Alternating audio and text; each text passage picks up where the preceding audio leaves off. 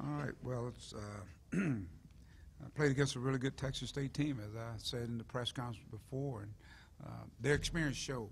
We had a chance to pull away with less, a little over 2 minutes to go, and they made big shots after big shots, and that's what veteran teams do. But the one thing we did going down the stretch, we made free throws. We took care of the basketball much better in the second half than we did in the first half, and I thought that enabled them to make the game as close as it was early on. Points off turnovers. And then I think we reversed that in the second half, where we were able to score off some of their turnovers. But again, I thought my guys had checked out in the first part of the game. We were down 19-6, I think.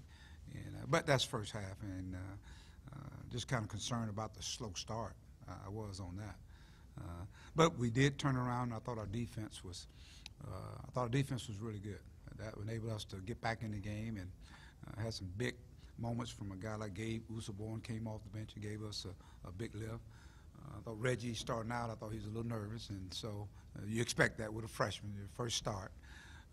But we had some guys come off and give us some quality minutes. So, again, good win, good team. Mike, you say you guys are down 19-6, hadn't scored in, I don't know, about 6 or 7 minutes. Then Mason gets a steal, takes it down, gets three-point play, and ignited a 17-0 run. And then when it was 53-51 in the second half, he kind of got you going again. How big was Mason making plays when you guys really needed them? I thought Mason was big. I thought, he early on, I thought we were settling for just shots way out there, much to the other night where we just settled for 3 points shots. But I thought we started attacking the basket, and that made a big difference. The game sped up, and of course, he had the hot hand. So, but he showed another part of his game, going off the dribble, whether he get to the basket, pull up, or find somebody else, get into the free throw line. You got to have somebody step up and make plays, and that's kind of what's been missing. It's going to be a game of runs. We know that, and then there are going to be opportunities for where you got to have guys make plays. And so, again, you look at some of the plays that Gabe made; they were big. Mason made some big ones for us, and then of course, going on the stretch, Dan, Isaiah, making free throws. I thought it was big. Just with Mason, do you recall him at high school? They talked about him being like 265 pounds when he was a high school senior. I mean, did you I heard he was a big boy. I heard that he was a big boy, and so, and much to credit to him that between the prep school year and the junior college year, I think he got his body right, and I think since then he's worked to keep the weight off of him, and that's has helped him. I think becoming the player that he is right now. So again, credit to him. Mike, it was kind of a weird game that Isaiah couldn't seem to buy a basket until he hit one with about 3-something left, and Jalen's been so good on assist turnovers. He actually had 1 assist and 2 turnovers. How weird was that, and what did you guys do to overcome those kind of oddities? Well, I think we had some other guys step up, Bob. When you're not shooting the ball well, or let's say I thought when the game was up and down, Jalen got in foul trouble in the first half. That's why he set quite a bit. So to me, it was the other guys that were out there, Desi, Keyshawn Embry. Those guys got out there. Even you saw a sighting of Jordan Phillips out there. But I thought those guys did a good job of just holding command until he got back. But they're a good defensive team. And there was some opportunities where we didn't finish in terms of assists for Jalen. But Isaiah, it's just one of those games where he didn't shoot it well. But what do you bring to the table? He got to the free throw line, and I think he was pretty good. He was 7 for 8. So how do you affect the team when that takes place? And that tells you what kind of team you are.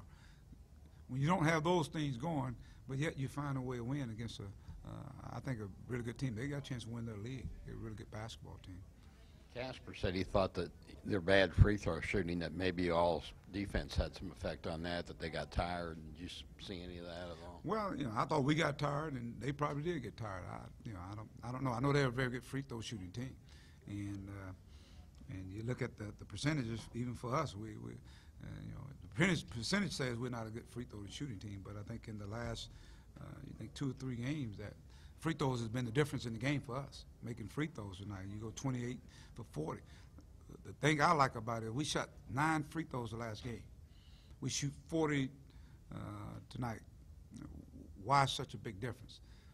I think we played inside out. We started inside and kept attacking, and got to the free throw lines, and we made shots. Mike, Gabe did a lot of good things with assists and rebounds and scoring some, but I think he took 2 charges, if my count was right. I think it gives him 9 for the year. That's a lot, for 11 games. What do you think about his charge-taking ability and what a plus that is, because it draws a foul, it's a turnover, all those things? It's big, Bob, because I think the momentum plays. Not only, the guy, the individual gets a foul, but it's a turnover as well, and we get an opportunity to get the basketball, and it stops momentum. They have momentum going, and he stood in there, and it just tells you about him. He sacrificed his body for the team, and that just, I think it injects energy in our basketball team when a guy does that, and hopefully we're going to continue to have more guys that do that. Your defense was working. Pressure defense. It made them drive in there, and we had somebody help side defense. Boom, and they took a charge. I was watching the team the other night. I think they ended up having like 12 charges. I think it was Texas Tech.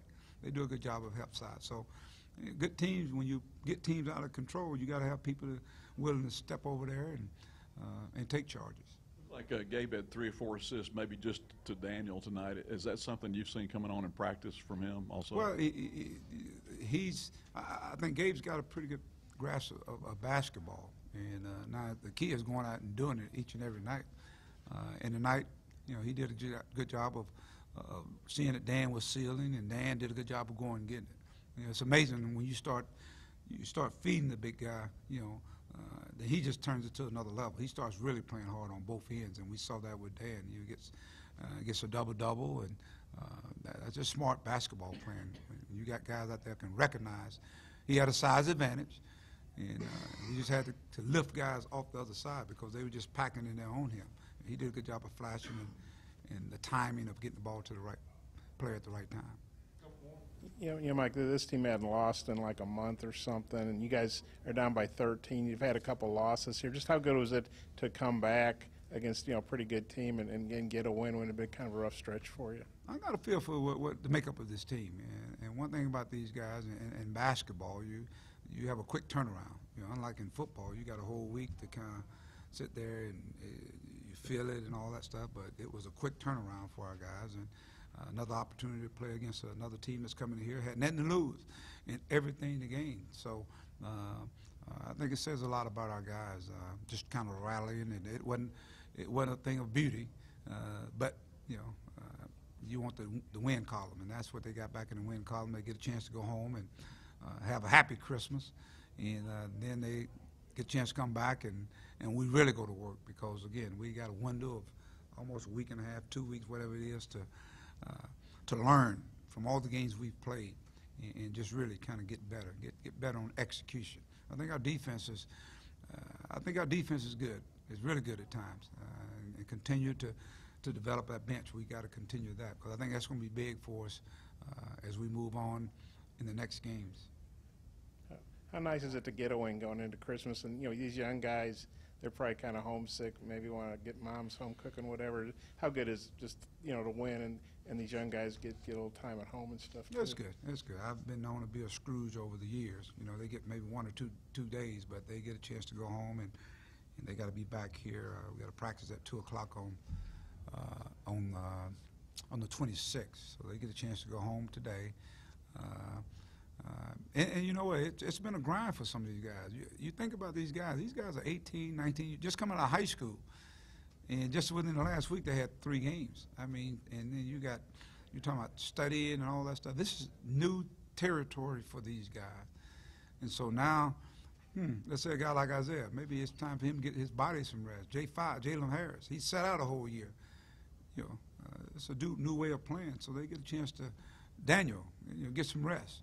And then come back and hopefully recharge and ready to get at it and get ready for Austin Peay. Yeah, we saw Daryl was here. How did you get to talk to him much? If so, how good was it to have Daryl back? It was good. I heard him say his name over the speaker, and people gave him a pretty good ovation. And it's one of our own, and he got a chance to come and see his guys and see see the continuance of, you know, what he poured in, and these guys playing hard. All these guys are like his brothers, so it was good to have him, and it seemed like he's having a pretty good career thus far. You know, he's a two-way player with the Dallas Mavericks, and I just saw him on TV last night playing in Vegas. They have a showcase, G League showcase, and he played last night. And so for him to take time out to come, I think that says a lot about Darryl, and says a lot about, you know, Razorback basketball family. I mean, they come and they support each other, and it was good to see him. With Justice, does he join you guys after you come back from Christmas, or is it, well, like, what's the plan with him? I know he's going to not play this year, or not expected to, but what's the situation with him? I think that was going to be the plan. I hadn't seen, I hadn't talked to people in terms of you got to be enrolled in school, and everything's got to be in accordance. So I don't know if everything's lined up right now. So I'll find that out hopefully in the next couple of days. I know he came up over the last week, the last game we had, and was trying to get everything situated. So I don't know if he got it situated or not. We'll do our media on the 27th.